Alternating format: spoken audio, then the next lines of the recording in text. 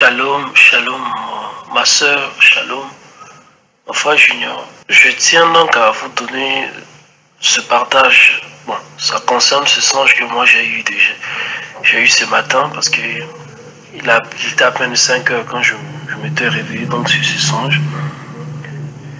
J'avais eu avant un songe qui lui est similaire, mais je l'avais banalisé. Le premier songe, c'était un peu plus brutal. Plus brutal, dans la mesure où le Seigneur disait clairement qu'Ali Bongo, monsieur le président de la République du Gabon, mourrait. Qu'il s'il ne se répondait pas, il mourrait. Mais moi, j'avais banalisé cela. Quand je m'étais levé, je me suis dit, qu'est-ce que j'ai à voir avec le président de la République gabonaise? Moi, je suis au Congo. Maintenant, je suis en train de rêver de sa mort.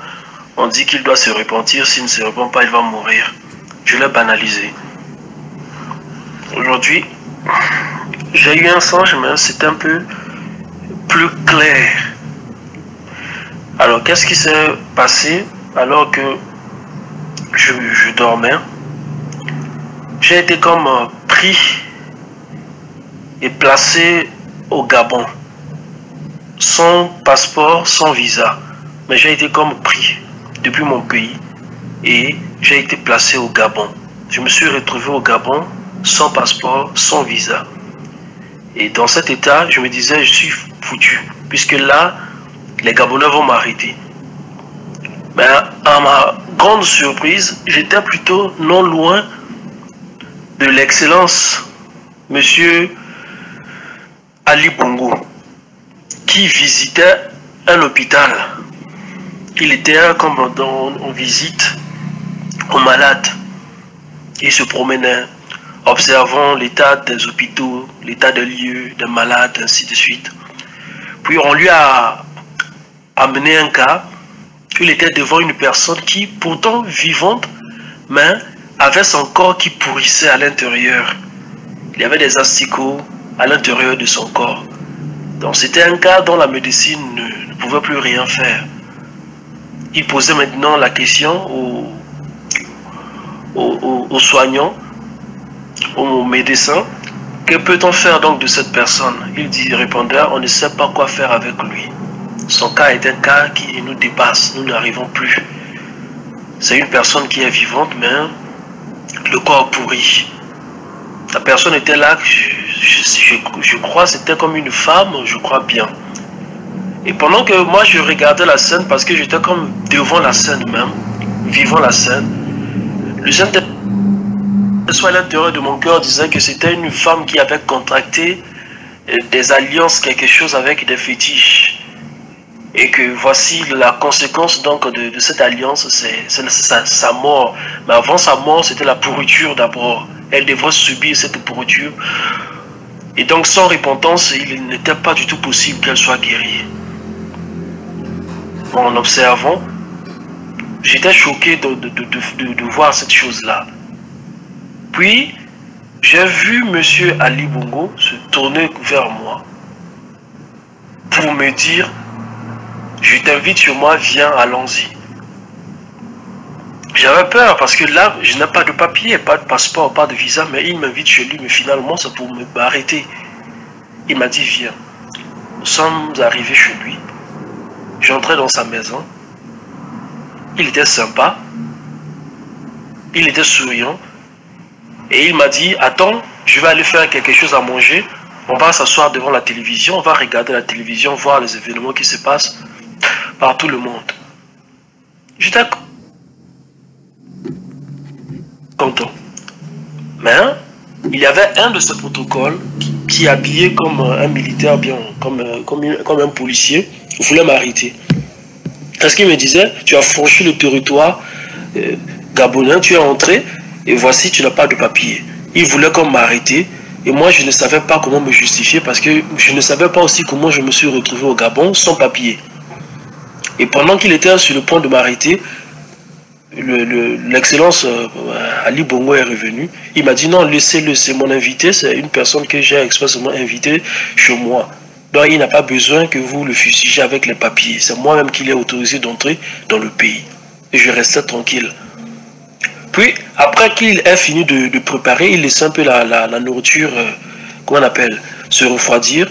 Nous deux étions maintenant devant la télévision. Et il est parti mettre une chaîne congolaise, je ne sais pas la chaîne en question. Curieusement, au lieu que ça puisse montrer les actualités congolaises, c'était plutôt les actualités algériennes.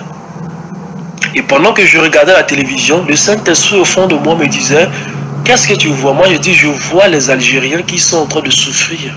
On montre l'état dans lequel ils se trouvent, ils mangent difficilement, ils se plaignent même de l'état du pays. Ils disent qu'il n'y a pas de travail, nous sommes censés manger ce que vous voyez ici, là. Ils se plaignaient.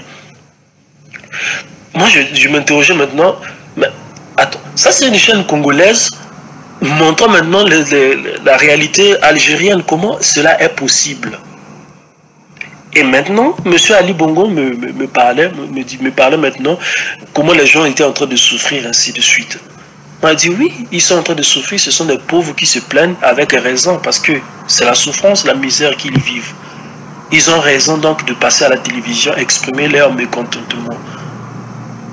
Pendant qu'on parlait comme ça, le Saint-Esprit me disait maintenant de lui dire, Monsieur Ali Bongo, ce sont les choses que toi tu fais. Toi tu sais expressément ce que tu fais à ton peuple. Et puisque ça fait longtemps qu'on t'appelle à la repentance, on t'appelle à te repentir. Et tu ne le fais pas. Tu vas mourir. Et en même temps, dans le songe, j'avais comme maintenant compris ce qui s'était passé avant. La première chose, la femme qui mourait, son corps pourrissait. En fait, ce n'était pas pour cette femme-là que le Saint-Esprit m'avait placé là-bas, c'était pour comprendre que M. Ali Bongo est en train de faire des pratiques occultes qui plus tard vont le conduire à la mort. Et c'est pour bientôt qu'il va mourir s'il ne se répand pas. Donc, la ligne de repentance, elle a déjà tracé devant lui. S'il ne prend pas le temps de se repentir, Dieu va enlever la repentance devant lui et ça sera trop tard. Mais la manière dont il mourra sera vraiment terrible, ça sera terrifiant. C'est une mort terrifiante qui l'attend. Ali Bongo doit donc se repentir. C'est par là donc que je me suis levé de mon lit et que j'ai pris ce temps pour vous envoyer ce songe-là. Donc, Monsieur Ali Bongo, son Excellence Monsieur Ali Bongo, chef d'État gabonais, le Seigneur Jésus-Christ t'appelle à la repentance. Le Seigneur Jésus-Christ te veut repentant maintenant. C'est le temps qu'il te donne. Tu n'as pas un autre temps où tu auras la repentance. La repentance, c'est maintenant parce que le Seigneur veut que tu te repentes. Tu as fait beaucoup de choses dans l'occultisme et ce sont ces choses-là qui vont maintenant te faire du mal. Tu ne vas pas durer. Tu ne vas pas durer. C'est un appel à la repentance comme ça que je suis en train de lancer. Que donc ce message soit partagé et pour que ça parvienne même à ses oreilles. Il ne me connaît pas, moi aussi je ne le connais pas. Et néanmoins, à travers peut-être ce message, il comprendra que Dieu est en train de l'appeler à la repentance et qu'il va mourir bientôt. Amen. Que le Seigneur soit glorifié.